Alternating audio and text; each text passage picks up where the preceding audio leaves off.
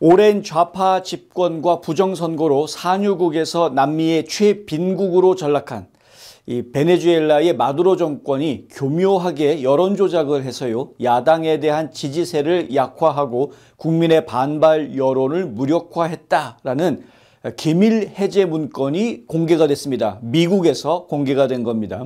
한국도 비슷한 처지에 있는 상황이기 때문에 미국이 이 베네수엘라를 어떻게 다루느냐를 보면 앞으로 미국이 한국을 어떻게 다루게 될지를 가늠해 볼 수 있는 그러한 소식이어서 전해드립니다. 한미일보가 오늘 이 같은 소식을 내놓았는데요.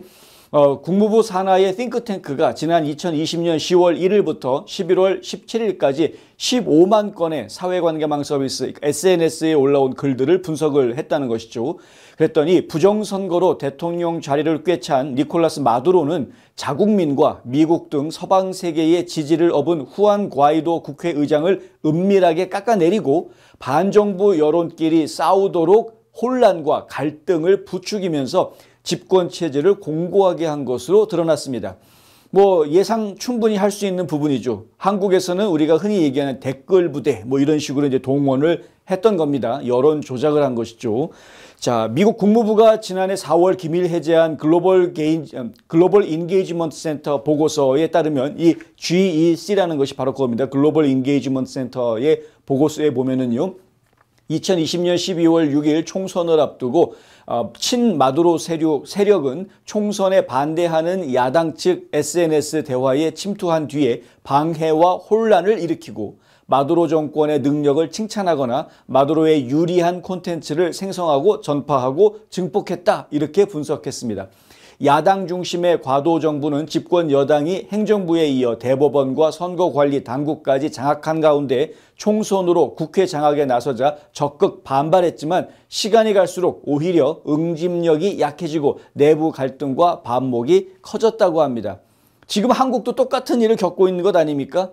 예, 우파들끼리 서로 싸우게 만들고 지금 우파들끼리 싸우면서 우왕좌왕하는 사이에 지금 이재명 정권은 정권을 좀 더 강하게 주기 위한 여러 가지 작업들을 지금 펼쳐나가고 있는 것이고요.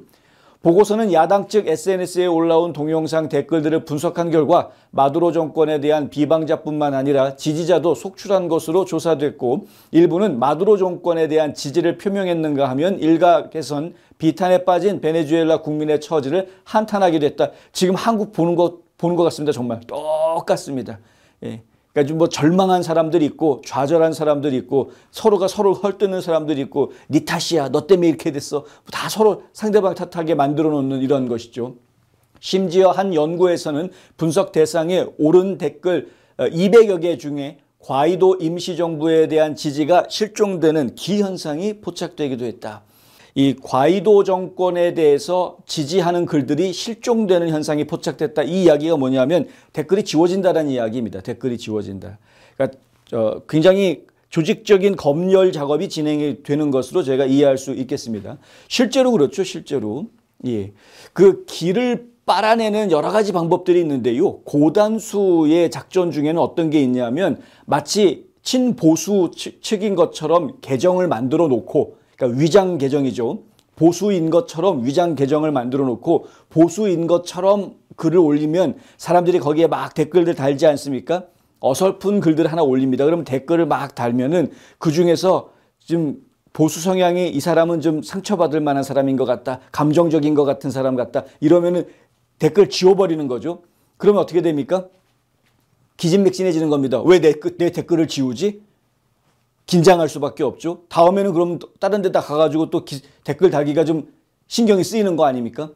이런 식으로 만들어버리는 방법들도 있다. 상당히 고단수의 접근 방법인데 이미 다 쓰고 있는 방법들입니다. 자, 중국에 있는 카톡 댓글 부대, 북한에서 지금 열심히 해킹해가지고 들어오는 댓글 부대, 지금 대한민국 땅에도 간첩들이 얼마나 많습니까? 상당히 많은 댓글 부대들이 활동을 하는데 아주 기묘한 방법으로 여러 가지 방법들을 동원할 것이다.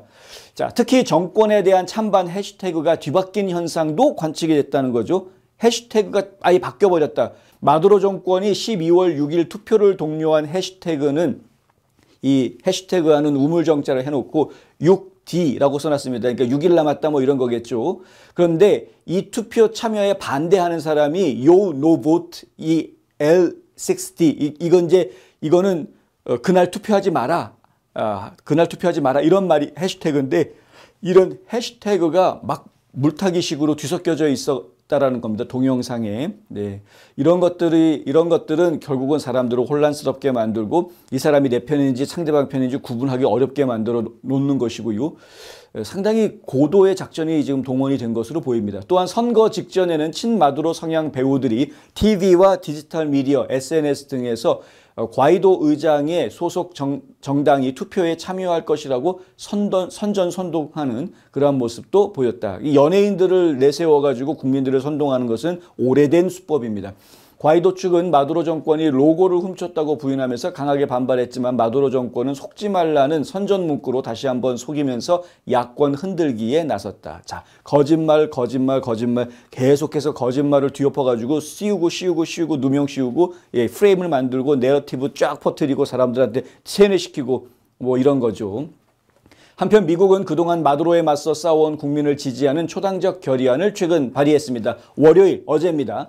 연방 상원 외교위원회 홈페이지에 보면은요, 상원 외교위원회가 마두로의 대선 도둑질 1주기, 벌써 이제 1년이 됐습니다. 이 1년의 즈음에서 베네수엘라 국민을 지지하는 초당적 결의안을 만들어냈습니다. 이 결의안은 마두로 정권의 지속적인 탄압과 인권 유린을 규탄하고 야당의 복원력을 인정하는 것을 주요 뼈대로 하고 있다. 그 내용이 그렇다라는 거죠. 이게 그 결의안의 첫 내용인데요. 이 결의안에 보면은 진 샤인 외에 외교위원회 간사를 비롯해서 민주당 의원입니다. 진 샤인 의원은요. 그러니까 민주당 의원도 들어가 있고 버지니아의 팀 케인이라는 민주당 의원도 들어가 있고 유타주에 있는 공화당 의원 존 커티스 같은 공화당 의원들도 포함이 되어져. 그러니까 초당적으로 의원들이 다 동참하고 있는 겁니다. 왜냐하면은요. 부정선거의 문제 그리고 선거 조작, 여론 조작의 문제는 민주주의 근간을 흔드는 것이기 때문에 그렇습니다. 자유민주주의 근간을 흔드는 문제이기 때문에 이것은 용납이 안 되는 거죠.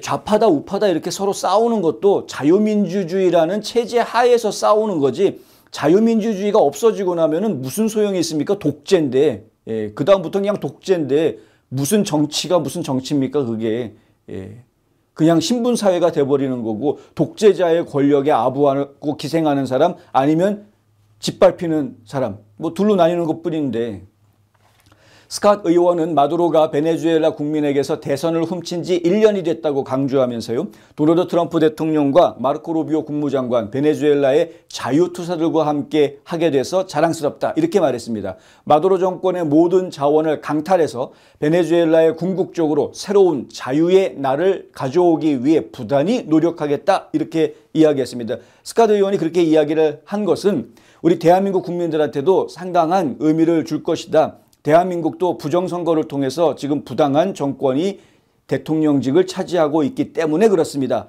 또 부정선거를 통해서 부당한 국회의원들이 또 국회를 차지하고 있습니다.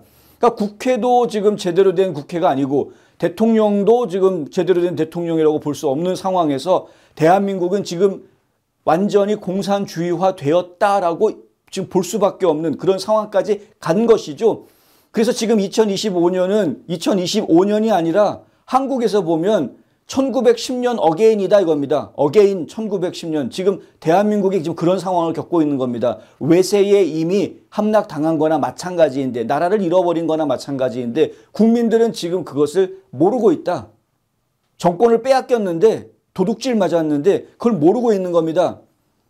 알고 있는 국민들이 계시죠. 아주 너무나 장한 우리 2030 청년들이 스탑 더 스틸 외치면서 지금 열심히 싸우고 있습니다. 서버과 본부 지금 열심히 중앙선거관리위원회 문제 있다. 부정선거 밝혀내라 라고 열심히 한 거 하고 있습니다. 그런데 역부족입니다.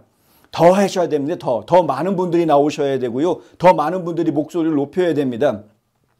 브라질의 보우소나루 같은 경우에는 트럼프 대통령이 보호해 준다 그러면서 룰라 대통령 행정부한테 아주 뭐 관세 50% 하면서 강하게 지금 밀어붙이고 있는 그런 모습을 보여주고 있는데 베네수엘라와 브라질의 가장 큰 차이 선거가 끝나고 난 다음에 이게 부정선거다라고 이야기했던 점은 두 나라가 다 똑같습니다만은 브라질 같은 경우에는 엄청난 대대적인 시위가 벌어졌습니다. 그리고 아직까지도 보우소나루 대통령에 대한 국민들의 지지율이 굉장히 높게 나옵니다. 근데 베네수엘라는 그렇게 하질 못했습니다. 지금 한국과 비슷합니다. 한국이 정말 베네수엘을 많이 닮아가고 있습니다. 한국은 부정선거라는 거 알았는데도 많은 국민들이 지금 그런 거 얘기하면 안 돼. 쓸데없는 음모론 같은 얘기하지 뭐 다 법정에서 부정선거 아닌 거 다 결론 났는데 무슨 소리야? 이러면서 그냥 덮고 넘어가려고 하고요. 그 여론이 지금 묻혀가고 있습니다. 탄핵 정국에서는 50%가 넘어갔던 윤석열 대통령 지지율이 지금은 땅바닥으로 떨어져가는 모습을 저희가 보고 있습니다. 이러면은 미국이 도와주고 싶어도 도와주기가 어렵다. 그럼에도 불구하고 1년이 지나서 연방 의원들은 결의안을 만들고 있긴 합니다만 이런 결의안을 만들 수 있는 것도 사실은요. 사실은 2020년 미국에서 부정선거가 있었고 그것을 바로잡기 위해서 전격적인 조사가 진행될 수 있게끔 행정명령을 내린 도널드 J. 트럼프라는 아주 특출한 대통령이 지금 백악관을 차지하고 있기 때문에 가능한 일이지 아니었으면 도대체가 일어날 수 없는 일이 지금 벌어지고 있는 겁니다.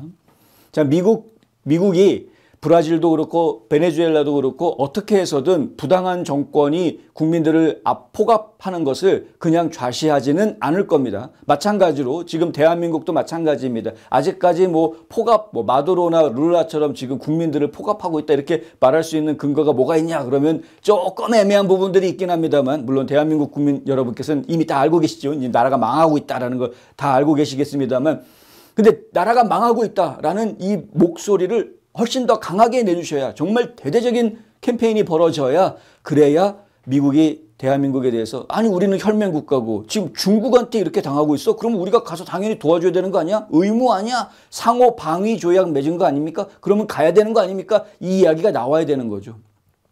이 이야기가 나와야 되는 겁니다. 지금 윤석열 대통령에 대해서도 인권을 유린하고 있다는 지적이 이미 나왔습니다. 그런데 지금 한국 정부 꼼짝도 안 하고 있습니다.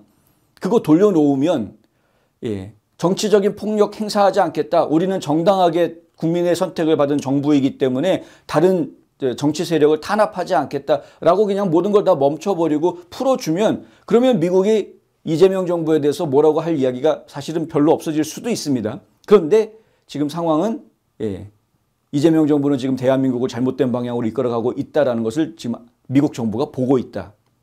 베네수엘라를 향해서 지금 연방의회가 이러한 결의안을 만들었다라는 것이 결국 대한민국을 위해서도 미국의 연방의회가 무엇인가 할 수 있다라는 것을 암시하는 것이다 라고 말씀드릴 수 있겠습니다. 실제로요, 제임스 신 목사님, 여러분들이 이름을 기억하시겠습니다만은 이 제임스 신 목사님이 워싱턴 DC에서 지금 계속 활동을 하고 있습니다.